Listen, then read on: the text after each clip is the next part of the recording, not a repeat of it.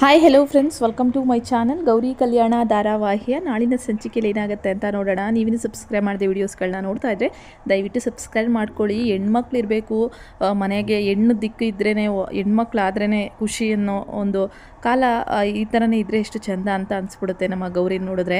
ಯಾಕಪ್ಪ ಅಂದರೆ ಈ ಸಂಚಿಕೆ ಅಷ್ಟು ಚೆನ್ನಾಗಿದೆ. ತಂದೆ ತಾಯಿ ಕಷ್ಟಕ್ಕೆ ಹೆಣ್ಮಕ್ಳು ಆಸರೆಯಾಗಿ ನಿಲ್ತಾರೆ. ತಂದೆ ತಾಯಿಗೆ ಏನಾನ ಆದರೆ ಕಣ್ಣೀರು ಹಾಕೋರೆ ಹೆಣ್ಮಕ್ಳು ಅನ್ನೋ ಈ ಕಾಲ ಎಷ್ಟು ಚೆನ್ನಾಗಿದೆ ಅನ್ನೋ ಥರ ಇದೆ ಸೀರಿಯಲ್ ಅಂತಲೇ ಹೇಳ್ಬೋದು. ಸಂಚಿಕೆ ಆರಂಭದಲ್ಲಿ ಈ ಕಡೆ ವಿವೇಕ್ ಅವರು ಗೌರಿನ ಕಾರಲ್ಲಿ ಕುಂಡಿಸ್ಕೊಂಬಂದು ಮನೆಗೆ ಬಿಡೋ ಕೆಲಸ ಮಾಡ್ತಾರೆ. ಮತ್ತು ಮಧ್ಯ ದಾರಿಯಲ್ಲಿ ಮಲ್ಲಿಗೆ ಹೂವನ್ನು ಸಹ ಕೊಡಿಸ್ತಾರೆ. ರೀ, ನನ್ನ ಮೇಲೆ ಇಷ್ಟೊಂದು ಪ್ರೀತಿ ಅಲ್ವಾ ನಿಮಗೆ ಅಂದಾಗ, ಹೌದೌದು ತುಂಬ ಪ್ರೀತಿ ಉಕ್ಕರಿಯುತ್ತೆ ಅದಕ್ಕೆ ಅಂದ್ಬಿಟ್ಟು ವಿವೇಕ್ ಹೇಳ್ತಿರ್ತಾರೆ.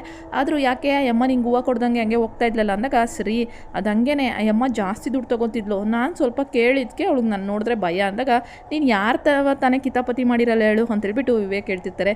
ರೀ, ಹೂವೇನೋ ಕೊಡಿಸಿದ್ದೀರಾ ಹಂಗೆ ಮುಡಿಸ್ಬಿಡಿ ಅಂತೇಳ್ಬಿಟ್ಟು ಗೌರಿ ಕೇಳ್ತಾಳೆ. ಈಗ ಅದು ಬೇರೆ ಮಾಡಬೇಕಾ, ನೀನೇ ಮುಟ್ಕೋ ಅಂತಂದಾಗ, ರೀ ಇದೊಂದೇ ಒಂದು ಸತಿ ರೀ ನನ್ನ ತಲೆಗೆ ಹೂವು ಮುಡಿಸ್ತೀರಾ ಅಂತೇಳ್ಬಿಟ್ಟು ಗೌರಿ ರಿಕ್ವೆಸ್ಟ್ ಮಾಡ್ಕೊಂಡಿದ್ದಕ್ಕೆ ವಿವೇಕ್ ತಲೆಗೆ ಹೂವನ್ನ ಮುಡಿಸ್ತಾನೆ. ಈಗ ನನ್ನ ಪ್ರಪಂಚನೇ ನನ್ನ ಕೈಲಿದೆ ಅನಿಸುತ್ತೆ ಅಂದಾಗ, ಅದ್ಯಾಕೋ ಅಂದಾಗ, ನಾನು ಇಷ್ಟಪಟ್ಟಿರೋ ನನ್ನ ಗಂಡ ಪಕ್ಕದಲ್ಲಿದ್ದಾರೆ, ಮಲ್ಲಿಗೆ ಹೂವು ಬೇರೆ ಮುಡಿಸಿದ್ದಾರೆ. ರೀ ಹಿಂಗೆ ಲಾಂಗ್ ಡ್ರೈವ್ ಹೋಗ್ಬಿಟ್ರೆ ಎಷ್ಟು ಚೆನ್ನಾಗಿರುತ್ತಲ್ವ ಅಂದಾಗ, ಹೌದು ಕನ್ಸ್ಕೊಂಡಿದ್ದು ಸಾಕು, ಈಗ ನಿಮ್ಮ ಅಪ್ಪ ಅಮ್ಮನ ಮನೆ ಬಂತು ಕಾರ್ ಇಳಿ ಅಂತೇಳ್ಬಿಟ್ಟು ಹೇಳ್ತಾರೆ. ಈ ಕಡೆ ನೀವು ಬರಬಾರ್ದಾ ಅಂತಂದಾಗ, ಇಲ್ಲ ನನಗೆ ಆಫೀಸಲ್ಲಿ ಇಂಪಾರ್ಟೆಂಟ್ ಕೆಲಸ ಇದೆ ಅಂತೇಳ್ಬಿಟ್ಟು ವಿವೇಕ್ ಅಲ್ಲಿಂದ ಹೊರಟ್ಬಿಡ್ತಾರೆ.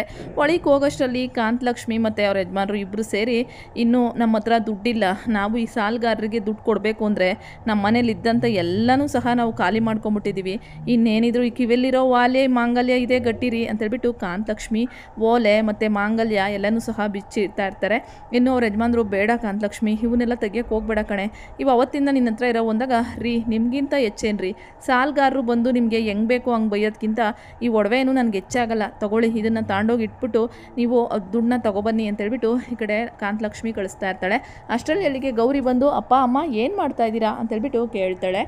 ಇನ್ನು ಮನೆಗೆ ಮೊದಲು ಬಾರಿ ಮಗಳು ಬಂದಿದ್ದಾಳೆ, ನಮ್ಮ ಕಷ್ಟಗಳ್ನ ಹೇಳ್ಕೊಳಕ್ಕಾಗುತ್ತಾ ಅಂತೇಳ್ಬಿಟ್ಟು ಕಾಂತಲಕ್ಷ್ಮಿ ಹೇಳಿದ್ರು. ಬಾ ಗೌರಿ, ಈಗ ಬಂದ ಬಾ ಅಂತೇಳ್ಬಿಟ್ಟು ಕುತ್ಕೋ ಅಂತ ಹೇಳ್ತಾ ಇರ್ತಾರೆ.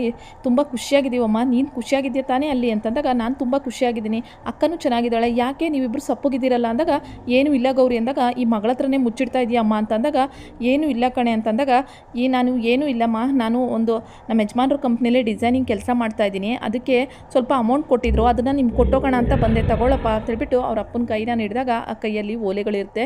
ಏನಪ್ಪ ಇದು ಅಂದಾಗ, ಹೌದಮ್ಮ ಗೌರಿ ಸ್ವಲ್ಪ ಕಷ್ಟ ಆಗಿತ್ತು, ಅದಕ್ಕೆ ಖರ್ಚಿಗೆ ದುಡ್ಡಿರಲಿಲ್ಲ, ಅದಕ್ಕೆ ನಿಮ್ಮಮ್ಮ ಈ ಓಲೆಗಳನ್ನ ಕೊಟ್ಲು ಅಂದಾಗ, ಅಪ್ಪ ಇಷ್ಟು ಕಷ್ಟ ಇದ್ದರೂ ನೀವು ನನ್ನ ಹತ್ರ ಹೇಳ್ಕೊಂಡೆ ಇಷ್ಟು ನಗ್ನಗ್ತಾ ಇದ್ರೆ ಅವಾಲಿಂದ, ನಾನು ನಿಮ್ಮ ಮನೆಗೆ ಹೆಣ್ಮಗಳಾಗೆ ಹುಟ್ಟಿರ್ಬೋದು, ಆದರೆ ಗಂಡು ಮಗುನ ಥರ ನಾನು ನಿಮ್ಮನ್ನು ಸಾಕ್ತೀನಿ ಅಪ್ಪ ಅಂತೇಳ್ಬಿಟ್ಟು ಈ ಕಡೆ ಅವ್ರ ಅಮ್ಮನ ಕಿವಿಗೆ ಆ ಓಲೆನ ತೆಗೆದು ವಾಪಸ್ ಇಡ್ತಾಳೆ. ಈ ಕಡೆ ಇದ್ದರೆ ನಿನ್ನಂಥ ಮಗಳಿರ್ಬೇಕಮ್ಮ ಅಂತೇಳ್ಬಿಟ್ಟು ಕಾಂತಲಕ್ಷ್ಮಿ ಹಗ್ ಮಾಡ್ಕೊತಾರೆ.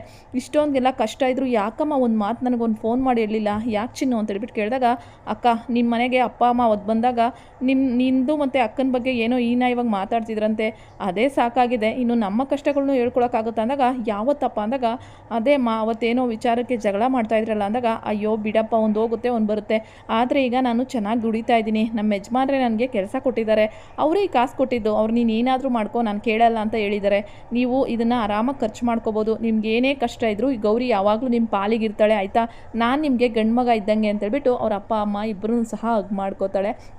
ಇನ್ನು ಗೌರಿ ಮಾಡಿದಂಥ ಈ ಒಂದು ಕೆಲಸ ಏನಿದೆ, ಈ ಕಾಲದಲ್ಲಿ ಗಂಡು ಮಕ್ಕಳೇ ತಂದೆ ತಾಯಿನ ಸಾಕಲ್ಲ, ಅಂಥದ್ರಲ್ಲಿ ಹೆಣ್ಮಗಳಾಗಿ ಅವಳು ಅಲ್ಲಿ ದುಡಿದು ತಂದು ತನ್ನ ತಂದೆ ತಾಯಿ ಕೊಡ್ತಾ ಇರೋ ವಿಚಾರ ಎಷ್ಟು ಅದ್ಭುತವಾಗಿ ಮೂಡಿ ಬಂದಿದೆ ಅಂದರೆ ನೋಡೋಕೆ ಎರಡು ಕಣ್ಣು ಸಾಲದು. ನೀವೇನಂತೀರಾ ಈ ಒಂದು ಅನಿಸಿಕೆ ಬಗ್ಗೆ? ಕಷ್ಟ ಸುಖ ಎಲ್ಲರ ಮನೆಯಲ್ಲೂ ಇದ್ದಿದ್ದೆ, ಆದರೆ ಗೌರಿ ಮಾಡೋ ಥರ ಸಹಾಯನ ಯಾರು ಮಾಡೋಕ್ಕಾಗುತ್ತೆ ಹೇಳಿ? ಈ ಕಾಲದಲ್ಲಿ ತುಂಬ ಜನ ಮಾಡ್ತಾರೆ, ಮಾಡಲ್ಲ ಅಂತ ಹೇಳಲ್ಲ, ಆದ್ರೂ ಸಹ ಸರಿತನ ಹತ್ರ ಗಂಡನ ಹತ್ರ ಪರ್ಮಿಷನ್ ಕೇಳಿಕೊಂಡು ಗೌರಿ ಬಂದು ಮಾಡಿದಂಥ ಸಹಾಯ ತುಂಬ ಚೆನ್ನಾಗಿತ್ತು ಅಂತಲೇ ಹೇಳ್ಬೋದು. ಇನ್ನು ಸಾಯಂಕಾಲದವರೆಗೂ ಇದ್ದು, ಅಮ್ಮ ನಾನು ಹೊರಡಬೇಕು ಅಂತೇಳ್ಬಿಟ್ಟು ಗೌರಿ ಹೇಳ್ತಾಳೆ. ಇಷ್ಟು ಅರ್ಜೆಂಟ್ ಯಾಕೆ ಗೌರಿ ಅಂತಂದಾಗ, ಇಲ್ಲಮ್ಮ ನಾನು ಒಂದೇ ದಿನಕ್ಕೆ ಪರ್ಮಿಷನ್ ಕೇಳ್ಕೊಂಬಂದಿರೋದು, ಅತ್ತೆ ಮಾತಿಗೆ ಬೆಲೆ ಕೊಡ್ದಂಗೆ ಇರೋಕ್ಕಾಗುತ್ತಾ ಅಂದ್ಬಿಟ್ಟು ಗೌರಿ ಹೊರಡ್ತಾ ಇದ್ರೆ, ಆ ಕಡೆ ಮೋನಿಕಾ ಫ್ಯಾಷನ್ ಶೋಗೆ ಹೋಗಿ ಅಲ್ಲಿ ಫೋಟೋಶೂಟ್ಗಳನ್ನ ಮಾಡಿಸಿದ್ದು ನೋಡಿಬಿಟ್ರೆ, ಇದಕ್ಕಿಂತ ಅಸಹ್ಯವಾದ ಫೋಟೋಗಳನ್ನ ತೆಗೆಯೋದು ಬೇಡ ಅಂತ ಅನಿಸ್ಬೇಕು, ಅಷ್ಟು ಇದ್ರ ಫೋಟೋಗಳನ್ನ ಮಾಡಿಸಿರ್ತಾಳೆ. ಇದನ್ನು ಎಲ್ಲ ಕಡೆ ಪಬ್ಲಿಸಿಟಿ ಹಾಕ್ಬಿಟ್ರೆ ಒಳ್ಳೆ ದುಡ್ಡು ಅಂತೇಳ್ಬಿಟ್ಟು ಈ ಕಡೆ ಹಾಕ್ರಿ ನನಗೇನು ಇವಳು ಮಾನ ಹರಾಜಾಗಬೇಕಷ್ಟೇ, ಇವಳನ್ನ ಮನೆಯಿಂದ ಆಚೆ ಹಾಕಬೇಕು ಅಂತ ಅನಿಕೇತ್ ಕಾಯ್ತಾ ಇದ್ದಾನೆ. ಗೌರಿ ಬರೋ ದಾರಿಲಿ ಈ ಮೋನಿಕಾ ಫೋಟೋ ಹಾಕಿರ್ತಾರೆ. ಅದನ್ನು ನೋಡಿದಂಥ ಗೌರಿಗೆ ಫುಲ್ ಶಾಕು. ಇವಳಿಗೆ ಏನು ಬಂದಿದೆ, ಯಾಕೆ ಈ ರೀತಿ ಮಾಡ್ತಾ ಇದ್ದಾಳೆ, ಇದನ್ನೇನಾದರೂ ದೀನಬಂಧು ಕುಟುಂಬದವ್ರು ನೋಡಿದ್ರೆ ಮುಗಿದು ಕತೆ. ಅಷ್ಟು ಬೇಗ ಮೋನಿಕಾಗೆ ಫೋನ್ ಮಾಡಿ ಎಲ್ಲಿದ್ಯಾಕ ಅಂದಾಗ, ಹೇ ಗೌರಿ, ಮನೇಲಿ ಮುಸ್ರೆ ತಿಕ್ಕೋದ್ಬಿಟ್ಟು ನನಗೆ ಯಾಕೆ ಫೋನ್ ಮಾಡಿದ್ಯಾ, ನಾನು ಇಂಪಾರ್ಟೆಂಟ್ ಇದರಲ್ಲಿ ಇದೀನಿ ಇಡೇ ಅಂತೇಳ್ಬಿಟ್ಟು ಹೇಳ್ತಾ ಇರ್ತಾರೆ. ಅಕ್ಕ ದಯವಿಟ್ಟು ನನ್ನ ಮಾತು ಕೇಳು, ನೀನು ಹೋಗ್ತಿರೋ ಅದು ಸರಿ ಇಲ್ಲ, ನಿನ್ನ ಫೋಟೋಗಳು ಇಲ್ಲೆಲ್ಲ ಹಾಕಿದ್ದಾರೆ, ನೀನು ಬಸ್ರಿ ಅನ್ನೋದ ಮರೆತ್ಬಿಟ್ಟು ಅಂದಾಗ, ಬಸ್ರಿ ಅಂತ ನಾಟಕ ಆಡ್ತಿರೋದು ನನಗೂ ಗೊತ್ತು, ಹಂಗಂತ ಮೂಲೆಯಲ್ಲೇ ಬಿದ್ದಿರೋಕ್ಕಾಗಲ್ಲ, ನಾನು ಸುಮ್ಮನೆ ಫೋನ್ ಇಡು ಅಂತೇಳ್ಬಿಟ್ಟು ಇಲ್ಲಿ ನನಗೆ ಶೂಟ್ ಇದೆ ಅಂತೇಳಿ ಕಟ್ ಮಾಡ್ತಾಳೆ. ಇನ್ನು ಮನೆಯವರೆಲ್ಲ ನೋಡಿ ಫೋಟೋಗಳನ್ನ ದಂಗಾಗಿರ್ತಾರೆ. ಸೊ ಮೋನಿಕಾ ಗೌರಿ ಏನೋ ಮನೆಗೆ ಬಂದು ಸೇರ್ಕೋತಾಳೆ. ಮೋನಿಕಾ ಬರಲ್ಲ, ಬರ್ತಾಳೆ ರಾತ್ರಿಗೆ ಟಿಪ್ ಟಾಪಾಗಿ ಆ ಚಿಕ್ಕ ಚಿಕ್ಕ ಬಟ್ಟೆ ಹಾಕ್ಕೊಂಡು. ಅಷ್ಟರಲ್ಲಿ ಸರಿತಾ ಅಜ್ಜಿ ತಾತ ಎಲ್ಲ ಕಾಯ್ತಾ ಕೂತಿರ್ತಾರೆ ಮಂಗಳಾರತಿ ಮಾಡಲಿಕ್ಕೆ. ನೋಡೋಣ ಇವಳನ್ನ ಮಂಗಳಾರತಿ ಮಾಡಿ ಮನೆಯಿಂದ ಆಚೆ ಹಾಕ್ತಾರ, ಇದರಿಂದ ಗೌರಿ ಸಂಸಾರಕ್ಕೆ ಏನಾದರೂ ತೊಂದರೆ ಆಗುತ್ತಾ? ಸೊ ಗೌರಿ ಸಂಸಾರಕ್ಕೆ ಖಂಡಿತ ತೊಂದರೆ ಆಗಲ್ಲ. ಯಾಕೆಂದರೆ ಗೌರಿ ಏನು ಅಂತ ಸರಿತಾ ನೋಡಿದ್ದಾರೆ. ಇನ್ನು ಈ ಮೋನಿಕಾಗೆ ಸರಿಯಾಗಿ ಪಾಠನ ಕಲಿಸ್ತಾರ, ಇಲ್ಲ ಗೌರಿ ಇದರಿಂದ ಸೇವ್ ಮಾಡ್ತಾಳ, ನೋಡೋಣ. ನಿಮಗೆ ವಿಡಿಯೋ ಇಷ್ಟ ಆಯಿತು ಅಂದರೆ ದಯವಿಟ್ಟು ನನ್ನ ಚಾನಲ್ನ ಸಬ್ಸ್ಕ್ರೈಬ್ ಮಾಡ್ಕೊಳ್ಳಿ ಸ್ನೇಹಿತರೆ. ನಿಮ್ಮ ಒಂದು ಸಬ್ಸ್ಕ್ರೈಬ್ ನಮಗೆ ವಿಡಿಯೋಗಳನ್ನ ಮಾಡೋಕ್ಕೆ ತುಂಬಾ ಖುಷಿ ಕೊಡುತ್ತೆ. ಸಬ್ಸ್ಕ್ರೈಬ್ ಮಾಡಿಕೊಂಡು ವಿಡಿಯೋ ನೋಡಿ, ಸಪೋರ್ಟ್ ಮಾಡಿ, ಲೈಕ್ ಮಾಡಿ, ಕಮೆಂಟ್ ಮಾಡಿ. Thank you.